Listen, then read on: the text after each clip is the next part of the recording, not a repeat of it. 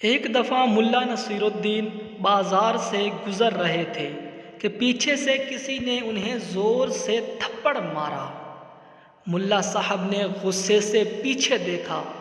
وہ شخص گھبرا کر بولا، معاف کرنا، میں سمجھا میرا دوست ہے۔ ملا نے کہا، نہیں، چلو عدالت چلتے ہیں۔ جج صاحب کے سامنے اپنا مدعا پیش کیا۔ جج نے اس شخص کا خوف دیکھ کر کہا، تم تھپڑ کی قیمت دو گے یا ملا صاحب تم کو بھی تھپڑ مارے؟ اس شخص نے کہا، جناب میں تھپڑ کی قیمت دوں گا، لیکن ابھی میرے پاس کچھ بھی نہیں ہے۔ میری بیوی کے پاس کچھ زیور ہیں، وہ میں لے آتا ہوں۔